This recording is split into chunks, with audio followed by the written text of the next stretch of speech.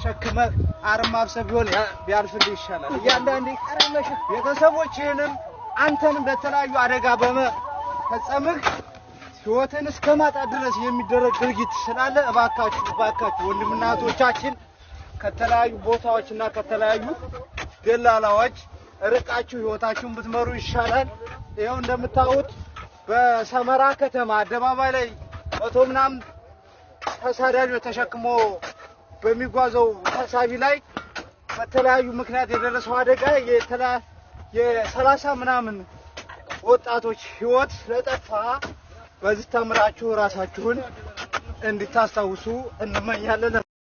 አደጋ ተፈጽሟል በሰመራ ዋና ከተማ ውስጥ ማለት ነው። ወደ 180 የሚሆኑ ኮብላዎችን ጭኖ ሲሄድ የነበረ ተሳቢ ድንገት ተገልብጦ ወደ 22 ሰው ነፍሳቸው አልፏል። እንዲሁም ደግሞ ቁጥራቸው የማይታወቁ እስረኞች አሉ። እንግዲህ እስኪ አላህ ይርሐማቸው የሞቱንም የቆሰሉትንም አላህ ያድናቸው ዱአ አድርጉ። ከእንዲህ አይነት ድርጊት እንዲቆጠቡ ልጆቻቸውን ብትመክሩ የተሻለ ነው እላለሁ። አመሰግናለሁ። እነዚህን ሰዎች ተመለከታችሁ። ይሄን ዜና እንግዲህ ሁላችሁም ትናንትና ሰምታችኋል። በጣም ያሳዝናል። እንግዲህ ስደት እስካሁን ሰውን እየበላ ነው። ዛሬ እንግዲህ ቀብሩ ነው ይሄ የምታዩት እየተቀበሩ ማለት ነው። ከ20 ሰው በላይ ሞቷል በመኪና አደጋ። ልሰራበት የፈለኩት እስካሁን ወደ ሳውዲ የሚሄዱ ስደተኞች እንግዲህ አላቋረጡም። እኔ ወላሂ ህጋዊ ለምሳሌ አሁን አሻራ ያለበት ሰዎች ናቸው እንጂ ትንሽ አሻራ የሌለበት አዲስ ሰው በህጋዊ መልኩ መሄድ እየቻለ ለምንድነው በባህር ለመሄድ ያሰቡት? እንዴ ብሩ እኮ ያው ነው 600 ምናምን ሺህ ብር 700 ሺህ ብር ነው የሚጨርሱት። እዛ ለመግባት ስንት ሪያል ነው የሚጨርሱት? ስንት ሺህ ሪያል ነው? አሰላሙ አለይኩም ወራህመቱላሂ ወበረካቱ። ሰላም ምርጦች እንዴት ናችሁ? ሰላም ናችሁ? እና በጣም ያሳዝናል የምሬ ነው። አሁን የ20 ሰዎች ከ40 ልጆች በላይ ደግሞ ቁስለኛ ሆነው ሆስፒታል ገብተዋል በሰመራ ማለት ነው። ሌሎቹ ደግሞ የተረፉም ብዙ ናቸው። እንግዲህ በተሳቢ ሙሉ ተጭኖ በተሳቢ ሙሉ ስደተኛ ተጭኖ ሲጓዙ ተሳቢው እንግዲህ በእንትን ተገልብጦ ነው። ልክ ተሳቢው ሲገለበጥ ሹፌሩ አምልጧል፣ ግን ተይዟል። አሁን ተፈልጎ ተይዟል። እሱ ሆነ ሌላም ሆነ ጥፋተኛው ከቤቱ ወጥቶ ስደት ይሄዳል የሚል ላይ ችግሩ በተሳቢ ሙሉ ስተመጫን ደረጃ። አሁንም እንግዲህ ማወቅ ያለባቸው ከዚህ በፊት ባህር ላይም ብዙ ሰው አልቋል። እንግዲህ እዚሁ አፋር ክልል ውስጥ በተሳቢ ሙሉ ተጭኖ ሲሄድ አስባችኋል? ይሄ የ5 ሰው 10 ሰው በቀላል መንገድ የሚጓዘውን ተውት። በተሳቢ ማለት እስከ 600 ሰው እስከ 500 ሰው መጫን ኃይል አለው። እንግዲህ 100 ሰው ጭኖ ነው ሲንቀሳቀስ ተመልከቱ። እግር መንገዱን ይዞ ይሆናል እንግዲህ ከዚህ እቃ ለማምጣት ወደ ጅቡቲ ሲንቀሳቀሱ ተሳቢዎች ምንድነው የሚያደርጉት? በባዶ ነው የሚጓዙት። በባዶ ሲጓዝ እነዚህን እንግዲህ ተነጋግሮ አሪፍ ገንዘብ ስላገኘባቸው ጭኗቸው ነው። ተመልከቱ እንግዲህ ስንት መኪና አለ ምን አለ በተሳቢ ሙሉ የሚያስጭን ደላላ ተመልከቱ። እና ብዙ ሄደዋል ማለት ነው። አሁን ይሄ እንግዲህ አለ አይደለ ሰውም ጫነ ስንዴም ጫነ ዱቄትም ጫነ መኪና አደጋ ሲደርስበታል። ያው ፈጣሪ ስራ ነው። ይሄ መኪና አሁን የተጋለጠው ህገወጦችን ጭኖ የተባለው ተጋልጦ ነው። ራሱ አደጋ ፈጥሮ ሲወድቅ እነዚህ ሰዎች ላይ አደጋ ሲደርስ 20 ሰው ሲሞት እንግዲህ ዛሬ ሲቀበሩ ነው የዋሉት። የነዚህ ልጆች እናቶች አላችሁ፣ እህቶች አላችሁ፣ ወንድሞች 20 ሰው ማለት ቀላል አይደለም። ዛሬ የአንድ ወንድማችሁን ሀዘን ስንት ዓመት እንደምታዝነው ሁላችሁም ታውቃላችሁ። አንድ ሰው ሞተ ሲባል እንደ ቀላል ነው።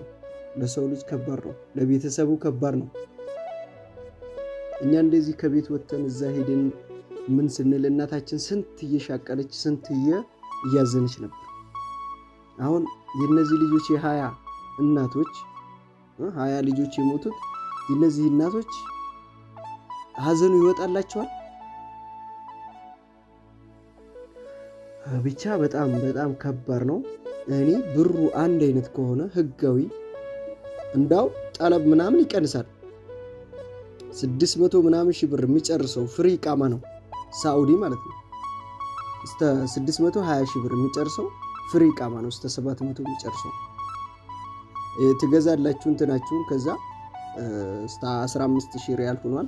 ከዛ ገዝታችሁ ከዛ የሆነ ነገር አሟልታችሁ እስከምትሄዱ በኢትዮጵያ ሲቀየር እስከ 600 ምናምን ሺህ ብር ሊሆን ይችላል።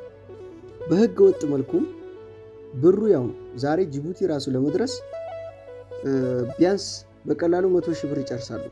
ለምን መንገዱ ይሄን ሁላ መጨረሱ ሳይሆን በህገ ወጥ መልኩ እነዚህ ሰዎች እየተደበቁ ስለሚሄዱ ገንዘብን እንደ እየረጩ ነው የሚሄዱት። እዛ ጋር ይበላሉ። ባህር መቁረጫ አለ፣ የመን ላይ አለ። ከየመን ላይ አልፎ ደግሞ ድንበር መቁረጫ አለ። ከድንበር ሲቆርጡ ደግሞ ሚሽዋር አለ ሳኡዲ ውስጥ የምትፈልጉበት ጅዳ፣ ሪያድ፣ ጂዛን ሁሉም ቦታ ጧይፍ ማድረሻ ሚሽዋር። ያ ሁሉ ተደምሮ ብዙ ብር ነው የሚጨርሰው። አያችሁ ያን ሳኡዲ ውስጥ ራሱ ከገቡ ለሚሽዋር እስከ 4000 እስከ 5000 እስከ በቀላሉ 2000 ሪያል እስከ 3000 ሪያል ይጨርሳሉ። ሚሽዋር እዛ ውስጥ ገባን ብላችሁ ራሱ በቀላሉ የፈለጋችሁበት ከተማ ለመድረስ ማለት ነው። ይሄን ሁሉ ብር ካላችሁ ሄዳችሁ መቼም ብር አላቸውና ነው እነዚህ ሰዎች እዛ ሆነው የሚልክላቸው ሰዎች ስላሉ ነው የተንቀሳቀሱት። ለምን በህጋዊ መልኩ አታረጉትም? እስከዛሬ ህገወጦች ሲጓዙ ነበር። ብዙ ሰዎች በባህር ይሄደናል። ከአንዴም ከሁለቴ ሄጃለሁ አይደል? ግን የዛን ሰዓት የለም ጠለብ የሚባል ነገር ወንድ ምናምን ይቃማ የለም፣ ዝግ ነው። የዛን ሰዓት ደግሞ አገሩ ሰላም ነው። እንደዚህ እንዳሁኑ መንገድ ላይ ብዙ ነገር ብዙ ገንዘብ አይወጣም ነበር። ሰው በእግሩ ራሱ እየገባ ነበር። አሁን አንደኛ እስር ቤቱም እዛ መከራ ነው። በረራ የለም። ሰው 1 ዓመት ይታሰራል። ከዚህ መንገድ ላይ መሄጃው ከባድ ነው። አሁን 600 ሺህ ብር ጨርሳችሁ እሺ እዛ ከገባ ምን ልትሆን? 600 ካለ እዚህ ስራ አጀምር። ረሰው ወዴት ነው ግን? እኔ እንጃ። ብቻ አሁን ለቤተሰቡ ወይ ደግሞ እዛ ላላችሁ ለተቀባዮቹ ብዙ ጊዜ ጩክ ያለው እኔ ግን እሰቡት፣ ሂሳብ ስሩ። ቀላሉ መንገድ ዝም ብላችሁ ፓስፖርት ሳያወጡ ህጋዊ መንገድ ምናምን መውሰድ አቅቷችሁ ያን ማስጨረስ ትግስት አጥተው ለምሳሌ በ2 ወር በ3 ወር ውስጥ ይጨርሳል ፓስፖርት ሆነ ሁሉን ነገር። ያን ነገር ማሰብ እየቻላችሁ በአጭር መንገድ ዝም ብላችሁ ሰውን እዚህ ውስጥ ከመክተት ይሄ ሰውዬ በመኪና የመን ውስጥም ሊሞት ይችላል። መኪና ተገልብጦ ሁሉም ቦታ ባህር ውስጥ ጀልባ ሊገለበጥበት ይችላል። እሱ እኮ ያው አላህ ከፈቀደው እኮ በአየርም ሲበር እኮ አየርም ቀልጦ ሊቀር ይችላል፣ ሊወድቅ ይችላል። እሱ ተሰበር ካለው ማንኛውም ሰው መኪናም ሆነ አየር ሊሰበራል። ግን በህገ ወጥ መልኩ ይሄ ሁሉ ሰው ተሰብስቦ አንድ መኪና ውስጥ መግባት ማለት ይሄ ምንድን ነው? 100 ሰው 200 ሰው ነው ጀልባም ይዞ የሚጓዘው ያን ሁሉ ሰው የሚገለብጠው። ይሄ ነገር ለምን አይቀርም? የጭንቅላት ስራ አሰሩም ወይ? አናሳዝንም ወይ? እኔ በጣም የሚገርም ነው። ብቻ በጣም ያሳዝናል። የምሬ ነው። አላህ ይማራቸው።